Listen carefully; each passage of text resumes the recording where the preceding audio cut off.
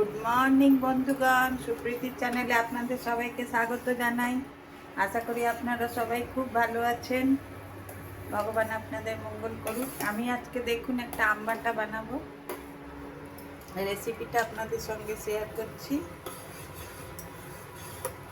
দেখুন আম নিয়েছি, আমগুলো একটু টুকরো টুকরো করে নেব।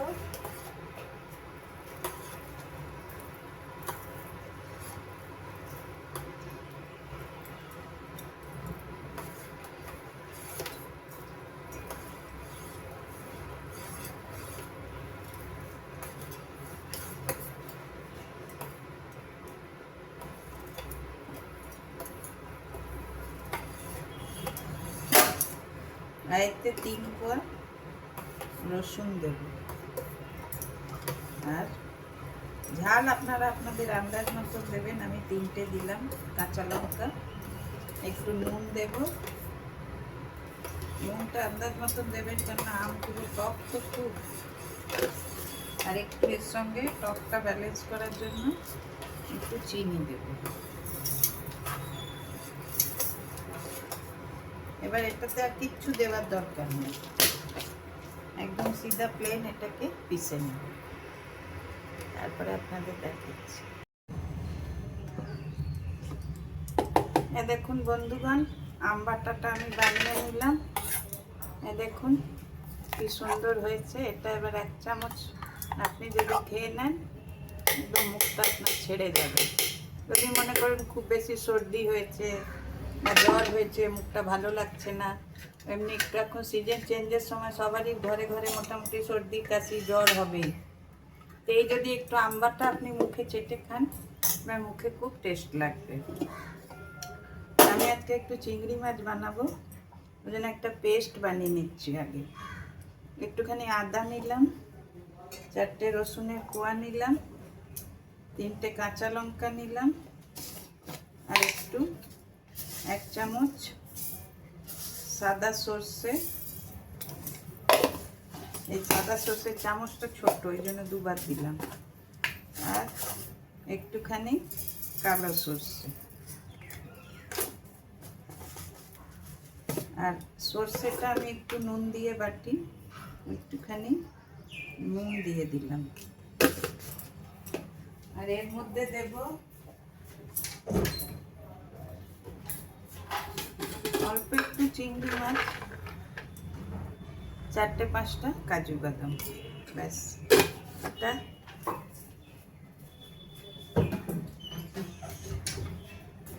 এবার এটা একটা আমি পেস্ট বানিয়ে নেব, তারপরে আপনাদের দেখাচ্ছি। দেখুন বন্ধুগণ, চিংড়ি মাছগুলোয় সুন্দর নুন হলুদ লাগিয়ে রেখেছি।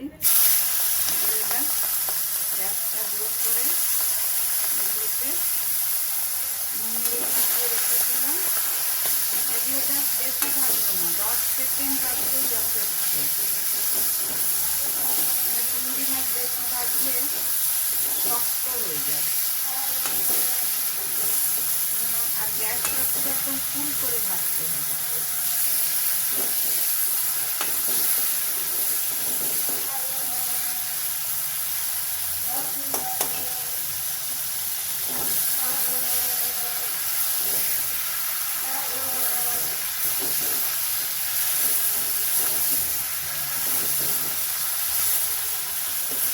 চিংড়ি মাছ আর ভাজবো না, চিংড়ি মাছগুলো আমি তুলে নেব। বেশি ভাজলে এগুলো জাস্ট একটু কালার চেঞ্জ হবে আর তুলে নেব।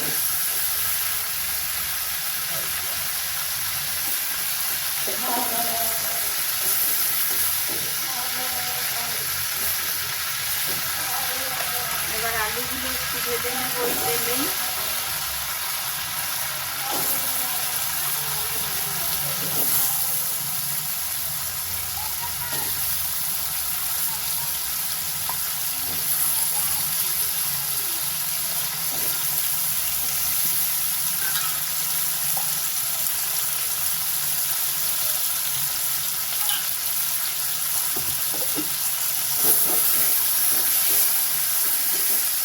আলুগুলো সুন্দর করে ভেজে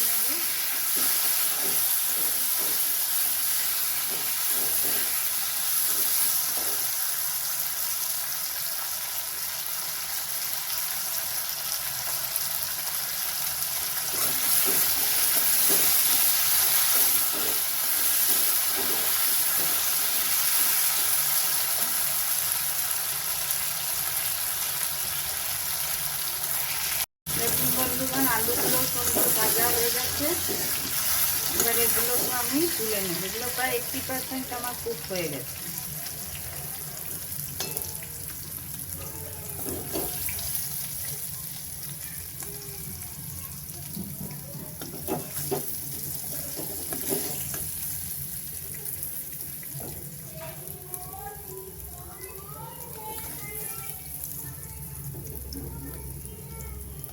গ্যাসের ফ্লেমটা আমি হাই করেই করলাম।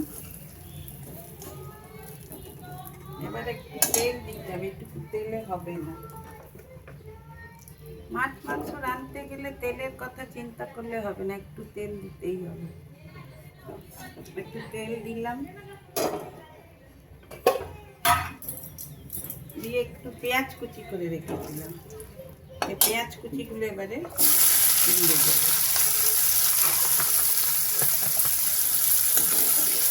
পেঁয়াজ কুচিগুলো সুন্দর করে ভাজাবো।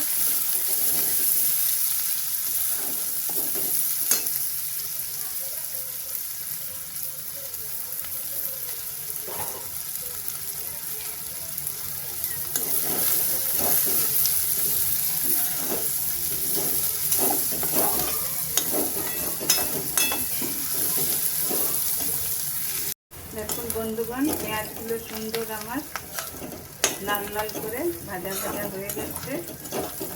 এবার আমি যে পেস্টটা বানিয়ে রেখেছিলাম, সর্ষে, কাজু, কাঁচা লঙ্কা, আদা, রসুন, ওই পেস্টটা এবারে এর মধ্যে দিয়ে দেব।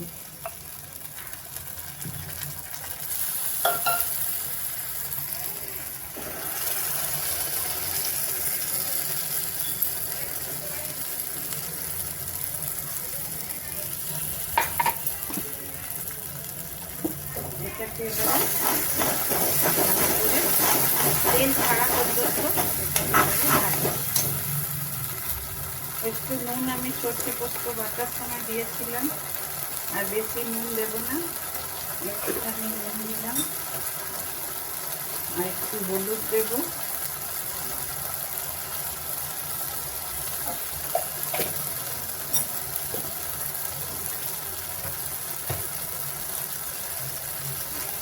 আর একটু কাশ্মীরি লঙ্কার গুঁড়ো দেবো। এটা তো ঝাল হয় না, খালি একটু কালার আসবে। অল্প একটুই দেবো। এবার মশলাটাকে ভালো করে কষিয়ে নেব। গ্যাসটা আমি মিডিয়ামে করে দেবো, দিয়ে ভালো করে আমি মশলাটাকে কষাবো। যেহেতু কাজু দেওয়ার সেজন্য নিচে লেগে যাওয়ার চান্স থাকবে, সেজন্য এটাকে আপনার নাড়তে হবে সবসময়।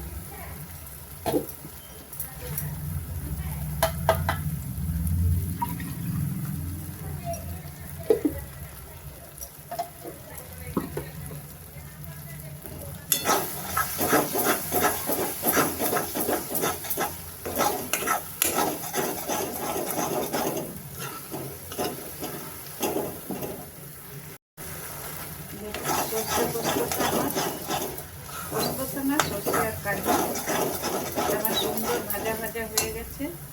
এবারে আলুগুলো আমি আগে দেবো, কারণ আলুগুলো 80% কুক ছিল, এগুলোকে আমি আগে দিয়ে দেবো। আলু দিয়ে আপনারা তো শুধু চিংড়ি মাছ দিয়েও করতে পারেন, কিন্তু আমার চিংড়ি মাছ অল্প একটু ছিল বলে একটু আলু মিলালাম। এবার আলু দিয়ে এটাকে আর একটু ভালো করে কষানো হোক।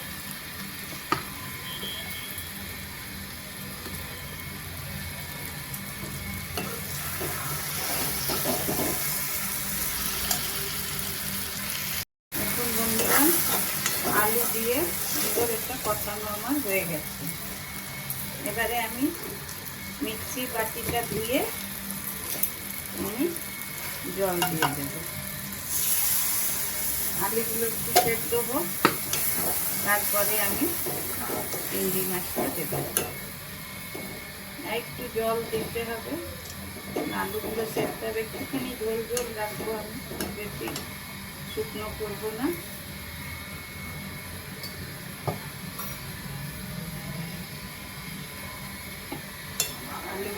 সেদ্ধ হয়ে যায়, তারপরে আপনাদের আমি দেখাচ্ছি। গ্যাসটা কম করে দিলাম, আলুগুলো সেদ্ধ হোক। দেখুন বন্ধুগণ, ঝোলটা আমার হয়ে গেছে। এবারে চিংড়ি মাছগুলো আমি দিয়ে দেব।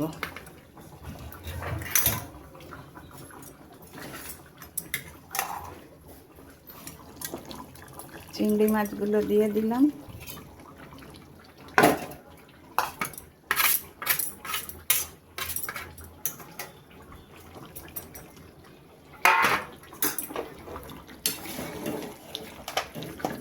বেশ সুন্দর আমার এটা হয়ে গেছে।